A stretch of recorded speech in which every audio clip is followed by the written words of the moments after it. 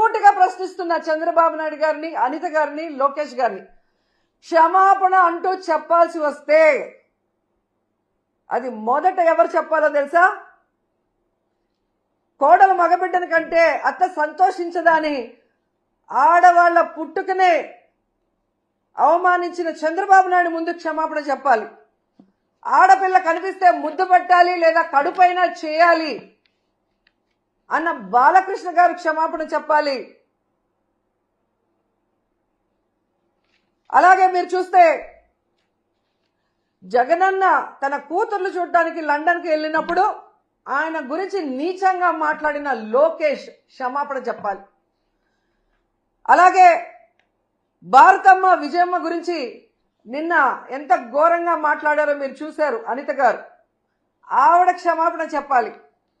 అలాగే నన్ను బండారు సత్యనారాయణ ద్వారా ఎంత దారుణంగా ఎంత బూతులతో మాట్లాడించారో దానికి బండారు సత్యనారాయణ మాట్లాడించిన చంద్రబాబు నాయుడు, లోకేష్ క్షమాపణ చెప్పాలి. అలాగే మీరు చూస్తే ఆఫీసర్స్ని గతంలో హోమ్ మినిస్టర్గా చేసిన సుచరిత గారిని, అలాగే నన్ను చాలా వల్గర్గా మాట్లాడిన ఇప్పటి స్పీకర్ బండారు సత్యనారాయణ గారు క్షమాపణ చెప్పాలి.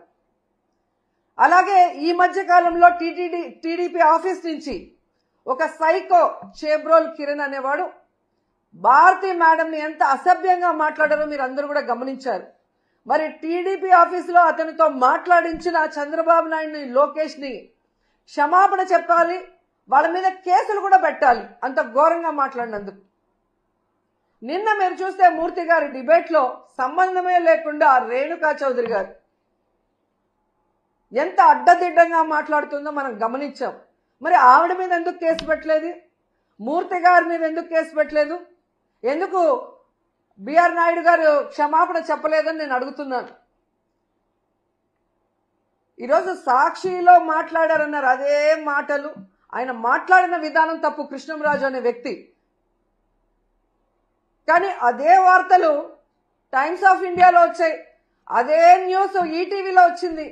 మరి వాళ్ళ ఆఫీసుల మీద ఎందుకు దాడులు జరగలేదు? వాళ్ళ మీద ఎందుకు కేసులు పెట్టలేదు? కేవలం సాక్షి మీద ఎందుకు దాడులు చేస్తున్నారు? అలాగే ఎందుకు సాక్షిలో మాత్రమే ఈరోజు కొమ్మినేని గారి మీద తప్పుడు కేసు పెట్టి అరెస్ట్ చేశారని నేను అడుగుతున్నాను. ఎందుకంటే కొమ్మినేని గారి మీద ఎప్పటి నుంచో లోకేష్కి, చంద్రబాబు నాయుడికి కక్ష. గతంలో అమరావతి భూములు, 3 పంటల భూములు దోచుకొని రియల్ ఎస్టేట్ చేస్తున్నారన్న క్రమంలో ప్రజలు అక్కడ ఎవరైతే తిరగబడ్డారో, రైతులు తిరగబడ్డారో అవన్నీ కూడా ఆయన తన డిబేట్లో ప్రజలకు అందిస్తున్నారన్న కక్షతో ఎన్టీవీ యాజమాన్యం పైన ఒత్తిడి తీసుకొచ్చి ఆయనని ఆ ఛానల్ నుంచి బయటకు పంపించారు. అక్కడి నుంచి వేరే ఏ ఛానల్లో ఆయన వెళ్ళినా అక్కడ రానికుండా గేట్లు వేయించారు. సాక్షిలో ఉన్నారు కాబట్టి ఈరోజు ఆయన మీద కక్ష కట్టి ఇటు జగనన్నని, భారతమ్మని ఇరికిస్తూ అటు కొమ్మినేని గారిని ఇరికించాలని ప్లాన్ చేయడం నిజం కాదా అని అడుగుతున్నాను. ఎందుకంటే ఈ డిస్కషన్ జరిగింది జూన్ 6వ తేదీ. ఆ రోజంతా ఎవ్వరూ మాట్లాడలేదు. ఆ జరిగిన నెక్స్ట్ సెకండ్ అది తప్పు అని చెప్పి తాను తప్పు చేయకపోయినా సారీ చెప్పారు జర్నలిస్ట్ గారు, కొమ్మినేని గారు. అయినా కూడా ఆ నెక్స్ట్ డే జూన్ 7వ తేదీ లోకేష్ గారు, చంద్రబాబు నాయుడు గారు పని కట్టుకొని టీడీపీ సోషల్ మీడియా ద్వారా వైరల్ చేసి ఏ విధంగా వచ్చిన జర్నలిస్ట్ కృష్ణంరాజు గారు మాట్లాడిన మాటల్ని ఇటు సాక్షికి అటు కొమ్మినేనికి ఆపాదిస్తూ తన అనుకూల పచ్చ ఛానల్స్ లో దాన్ని ఎలా విష ప్రచారం చేశారు, తమకు అనుకూలంగా ప్రచారం చేసుకొని ఆ రోజు మధ్యాహ్నం 3:09 లోకేష్ ట్వీట్ చేయడం జరిగింది. అంటే ఒక పథకం ప్రకారం చంద్రబాబు నాయుడు, లోకేష్, డీజీపీ గారు, ఇంటెలిజెన్స్ చీఫ్ వీళ్ళందరూ కూర్చొని ఇది చేయకపోతే ఈ విధంగా జూన్ 6న మార్నింగ్ జరిగిన ఆ డిస్కషన్ని జూన్ 7 మార్నింగ్ నుంచి విష ప్రచారం చేస్తూ లేని వాటిని వక్రీకరిస్తూ తమ పచ్చ ఛానల్లో అనుకూలంగా మాట్లాడించుకొని తమకి వైఎస్ జగన్ గారి కుటుంబ సభ్యుల మీద అసభ్యకరమైన పోస్టింగ్లు పెట్టించి రాష్ట్రంలో ఉన్న అన్ని పోలీస్ స్టేషన్లో తెలుగుదేశం పార్టీ నాయకులతో కేసులు పెట్టించి ఆ వ్యాఖ్యలతో సంబంధం లేని సాక్షి మీద దాడులు చేసే విధంగా అందరినీ కూడా రెచ్చగొట్టింది నిజం కాదా అని నేను అడుగుతున్నా. ఆ తర్వాత 3వ రోజు జూన్ 8 అదే ప్రచారాన్ని తమ అనుకూల మీడియాతో కంటిన్యూ చేయిస్తూ ప్లాన్ ప్రకారం మధ్యాహ్నం 1:49 చంద్రబాబు నాయుడు ట్వీట్ చేశాడు, వీళ్ళని అరెస్ట్ చేస్తాను అని. అడిగింది కొడుకు, చేయించింది తమ పార్టీ నాయకులతో కంప్లైంట్లు ఇప్పించి తమ పచ్చ ఛానళ్లతో తప్పుడు ప్రచారం చేయించి పెద్ద మనిషిలాగా దాన్ని కేసు పెట్టి అరెస్ట్ చేస్తానన్నట్టుగా ఈయనతో మాట్లాడిస్తూ అదే పథకంలో భాగంగా పవన్ కళ్యాణ్ ఆఫీస్ నుంచి Pawan Kalyan press note release చేసినట్టు 3:40కి ప్రెస్ నోట్ రిలీజ్ చేయడమే కాకుండా సాయంత్రం 6:45 పవన్ కళ్యాణ్ గారి ద్వారా ట్వీట్ చేయించారు.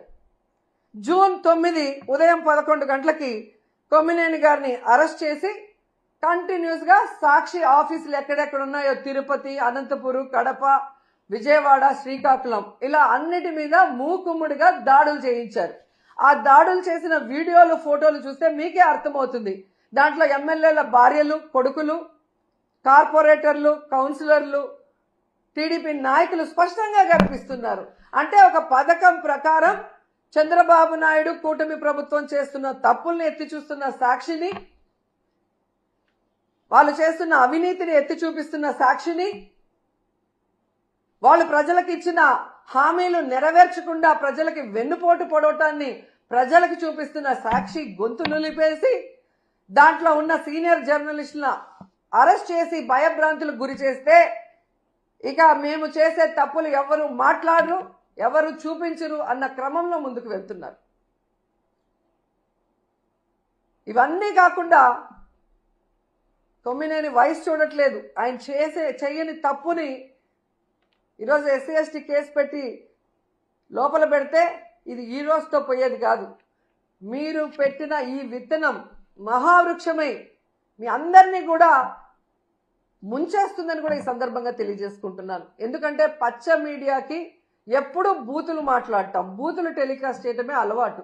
ఇది గతంలో మనం చూసాం. సాంబశివరావు గారు ఎంత ఘోరంగా మాట్లాడతారు, ఎంత నీచంగా మాట్లాడతారో ఈ రాష్ట్ర ప్రజలు సెల్ ఫోన్లు ఉన్న వాళ్ళు యూట్యూబ్ కొడితే అర్థమవుతుంది మీకు. అలాగే మూర్తి గారు ఏ విధంగా వాళ్ళు వైఎస్ఆర్సీపీని అటాక్ చేయడానికే మాట్లాడి వల్గర్గా మాట్లాడించడం మనం కళ్ళారా చూస్తున్నాం. అసలు అంతెందుకు, బీజేపీ నాయకుడిని విష్ణువర్ధన్ రెడ్డిని టీడీపీ నాయకుడు కొలికపీడి TV5లో చెప్పు తీసుకొని కొట్టాడు.